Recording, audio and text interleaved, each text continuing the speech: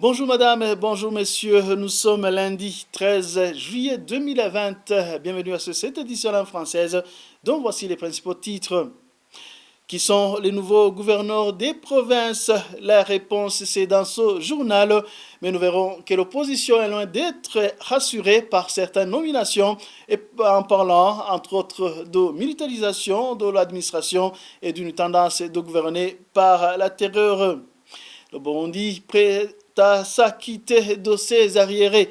L'annonce a été faite par le ministre en charge de l'intégration du Burundi dans la communauté est-africaine, juste après que l'Assemblée législative ait demandé au sommet des chefs d'État de prendre des sanctions pour les pays qui ne se sont pas acquittés de leur contribution pendant plus de 2 ans. Et le président rwandais Paul Kagame souhaite renouer de bonnes relations diplomatiques avec son voisin le Burundi. Souhait exprimé lors d'une séance d'interaction avec les utilisateurs des réseaux sociaux. C'était vendredi dernier. Voilà pour le sommaire. Encore une fois, bienvenue. C'est dans l'après-midi de ce vendredi que le Sénat burundais a approuvé 17 noms des nouveaux gouverneurs des provinces et celui du maire de la ville de Bujumbura. Un tiers parmi ces représentants du chef de l'État dans les provinces sont des membres du corps de défense et de sécurité. Les femmes ont obtenu 16% dans ces nominations. La minorité Tutsi aussi n'a reçu que 16%, alors que l'accord de paix d'Arusha prévoyait une représentativité de la minorité d'au moins 40% pour les postes politiques. Les détails avec Thierry Grindavi. Parmi les 6 provinces dirigées par les officiers issus de l'armée, de la police ou du service national de l'enseignement, 2 sont frontalières avec le Rwanda. Le colonel Chichara Yoremi est le nouveau gouverneur de la province Kayanza et OPC Ebizo Zakarem est nommé à la tête de la province de Chibitoke. Les 3 autres provinces confiées aux membres du corps de défense et de sécurité sont des provinces où le parti au pouvoir a été soit dominé par le parti de l'opposition CNL, soit obtenu un pourcentage peu élevé lors des dernières élections. C'est notamment la mairie de Bujumbura qui sera dirigée par Jimmy Hatungimana, issu des mouvements politiques armés avant l'intégration de ces derniers dans l'armée régulière. Il était jusqu'à présent directeur général de la police de l'air et des frontières. La province de Bururi est confiée à un ancien des forces armées burundaises, colonel Leonidas Bandeza Kwamaso, connu sous le sobriquet de Kirenge. Il était conseiller de l'ancien premier vice-président Gaston Sindimo. La province de Mwaro est dirigée par le colonel Gassanzo Gaspard, un ex-fable lui aussi. La province de Rutana est aussi dirigée par Olivier Nibitanga, qui était jusqu'à présent chef du bureau du service national des renseignements dans la province de Kirundo. La jeunesse Imbonerakure affiliée au parti au pouvoir n'a pas aussi été oubliée. Albert Hatungimana et Consolateur Nitunga, nommés respectivement gouverneur de Kirundo et Rumonge, étaient membres des organes dirigeants de cette organisation qui est d'ailleurs considérée comme une milice par les Nations Unies. Seulement 2 gouverneurs sur 18 ont été reconduits. C'est le gouverneur de Gitega, Venamani Rambona, et la gouverneure de Karuzi, Karini Barushimana. 3 femmes seulement ont été nommées par le chef de l'État, Evariste Ndayishimiye, pour lui représenter en tant que gouverneur de province. Il s'agit d'Ongozirazana Françoise Amakamba, Tabwe Melancien Naruyigi et Mbarushimana Karini à Karuzi. Alors que l'accord de paix d'Arusha prévoit une répartition des postes politiques entre les 2 principales composantes ethniques Hutu et Tutsi, suivant les quotas de 60% et 40% sur les 18 gouverneurs, 15 sont de l'ethnie Hutu, c'est-à-dire 84%. Les Tutsis ne sont que 3 sur 18, c'est-à-dire 16%. Ils dirigent les provinces de Bururi, Mwaro et Ruyigi. On se souviendra qu'en fin d'année 2018, le gouvernement du Burundi avait imposé le respect des quotas de 60% pour les Hutus et 40% pour les Tutsis dans les ONG internationales. Merci à Thierry Bigrindavi. La nomination de militaires comme gouverneur de certaines provinces du pays démontre que le pouvoir d'Evariste Ndayishimiye veut malmener davantage la population. La crainte est de Frédéric Wamvginyumvila, vice-président de la coalition CFOR Arusha. Pour lui, le pouvoir du CNDD-FDD désire utiliser la force pour diriger le peuple burundais, car la plupart des Burundais n'ont plus confiance envers le parti CNDD-FDD. D'abord, quand j'observe plutôt ce qui se passait au lendemain d'un coup d'État, il y avait automatiquement nomination des gouverneurs et cette nomination venait répondre à une préoccupation de ces gens qui opéraient des coups d'État. C'est pour cette raison qu'ils devaient nommer des gouverneurs militaires pour que ça soit leurs yeux, leurs oreilles à l'endroit de la population. Et s'ils constataient une certaine résistance auprès de la population, ils devaient absolument user de la force. Alors maintenant, par rapport au deuxième commentaire, c'est que il y a des similitudes entre les provinces qui ont eu de telles autorités au sommet de leur province. Je cite le cas de la mairie de Bujumbura, le cas de la province de Bururi, le cas de la province de Mwaro, où en réalité, ces trois provinces ont participé activement aux manifestations de 2015.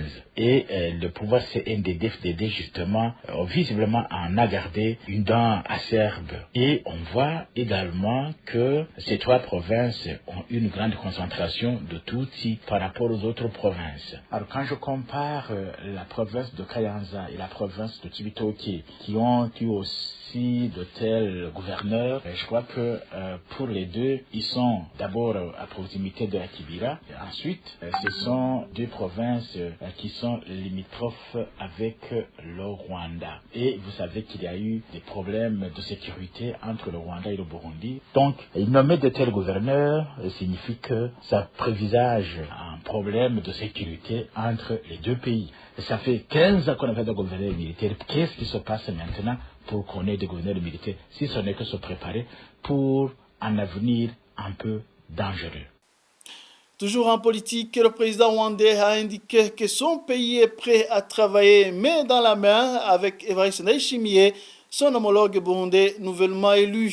Paul Kagame l'a déclaré ce vendredi au cours d'une conférence avec le jeune Paul Kagame, précise en outre que la balle reste dans le camp des nouveaux dirigeants burundais. Suivez. icya kabiri wabajije cy'igihugu duturanye mu baturanyi b'u Burundi. Pour la question de notre pays voisin, le Burundi, actuellement il n'y a pas de bonnes relations. Nous n'entretenons pas une bonne collaboration comme il faut. Mais l'important, c'est de voir comment entretenir encore notre relation. C'est une question qui reste entre les dirigeants. Ils doivent bien cohabiter malgré tout et connaître de bonnes relations, ainsi que le libre-échange commercial. Nous devons alors surmonter cette problématique. Pour nous, nous souhaiterions collaborer avec les nouveaux dirigeants burundais, le président Evariste Ndayishimiye et son gouvernement. Nous sommes aussi prêts à travailler avec eux. Ça devrait être comme ça. Dukorane nabo, twumvikane nabo, duhahirane ibihugu nk'ibituranyi, tubane neza, kuko ariko bikwiriye kuba bimeze. Le journal poursuit, le Burundi est prêt à payer tous les arriérés qu'il doit à l'EAC. C'est Ezekiel Nibigira, ministre en charge de l'intégration du Burundi dans la communauté est-africaine, qui l'a annoncé lors d'une conférence de presse à la fin de la semaine dernière. C'est après que l'Assemblée législative de la communauté est-africaine ait demandé au sommet des chefs d'État de prendre des sanctions allant jusqu'à l'exclusion du Burundi et du Sud-Soudan qui ne contribuent pas pendant plus de 2 ans. Les détails avec Rodrigue Ndikoumran. La dette dont il est question s'équivaut à 15 millions de dollars pour le Burundi et plus de 27 millions de dollars pour le Sud-Soudan.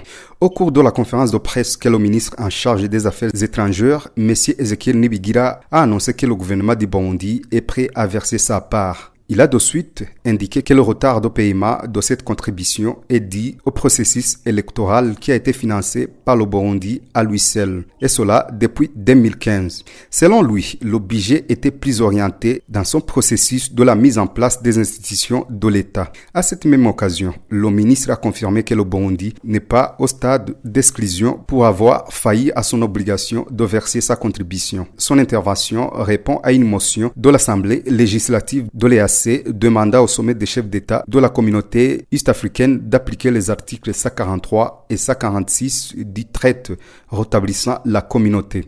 Un pays qui n'est plus à mesure de payer ses contributions peut être exclu de la communauté selon ces articles.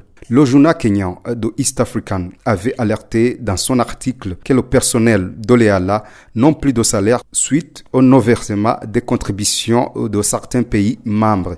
Cependant, le secrétariat de la communauté est-africaine a démenti la suspension des contrats pour certains staffs d'Oleala. La Tanzanie, le Rwanda, l'Ouganda disent être sur le point de finaliser leur paiement, tandis que le Kenya a déjà finalisé toute sa contribution. Merci à Rodrigue Ndikoumnami. Santé à présent. La campagne de tests massifs contre le Covid-19 se poursuit à mairie de Bujumbura. En une semaine, 67 cas positifs ont été enregistrés sur les 3263 personnes testées, selon les chiffres émanant du ministère de la Santé. Cela porte à un total de 269 cas positifs, dont 207 guéris et un décès depuis la déclaration de la pandémie au Burundi. La campagne de tests de masse devrait s'étendre dans les autres parties du pays, selon le même ministère. Et l'association AC Génocide Canada lance une campagne pour exiger la libération immédiate et sans condition de M. Terence Mouchano, vice-président de l'AC Génocide Chilmoso. Pour Emmanuel Mourouziza, secrétaire d'AC Génocide Canada, le pouvoir du CNDD-FDD prouve encore une fois qu'il est déterminé à poursuivre les violations des droits humains. À travers cette campagne, AC Génocide Canada lance un appel à toutes les organisations de défense des droits humains à se joindre à cette campagne de libération de M. Terence Mouchano. Nous savons tous que depuis plusieurs années, ce militant infatigable de la cause du plus jamais ça a toujours été dans le collimateur du régime des CNDD-FDD qui, justement, dans sa logique de vouloir taire à jamais toute voix qui dénonce le génocide qui leur a permis d'arriver au pouvoir, donc que nous ne pouvons pas laisser de tels abus passer sans notre condamnation. Nous avons ensuite profité de cette occasion pour réitérer notre soutien infatigable, indéfectible envers l'association AC Génocide de Chilmoso et bien sûr envers le concerné, M. Terence Mouchano, et à sa famille.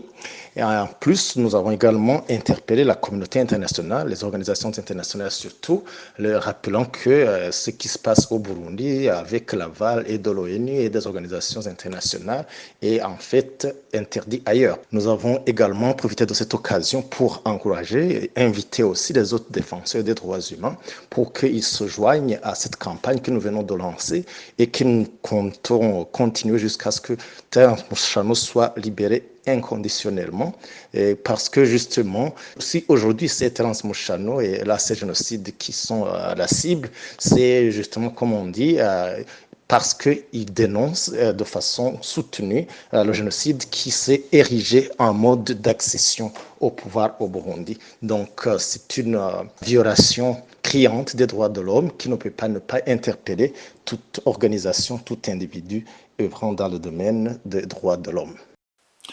Rappelons que le vice-président et porte-parole de l'association Génocide, Terence Mouchano, a été arrêté jeudi dernier par la police alors qu'il s'entretenait avec des journalistes du groupe de presse Iwachu sur les travaux de l'actuelle commission Vérité et Réconciliation. Terence Mouchano a par après été transféré au cachot de la police judiciaire à Jabé, en mairie de Bujumbura. Il est désormais poursuivi pour atteinte à la sûreté de l'État. Et en bref, avant de clore cette édition, les 4 reporters du groupe de presse Iwachu totalisent ce lundi 266 jours d'incarcération. Ils ont été condamnés le 30 janvier à 2 ans et demi de prison et d'une amende de 1 million chacun par le tribunal de grande instance de Bubanza. Pour rappel, ils ont été arrêtés le 22 octobre dernier à Bubanza. Christine Kamikazi, Agnès Ndiroussa, Terence Mozenzi et Jide Arimana sont accusés de tentative d'atteinte à la sécurité intérieure de l'État. Et voilà, tout est bien qui finit bien, c'est ce qui prend fait cette édition. Merci pour votre attention. À la prochaine.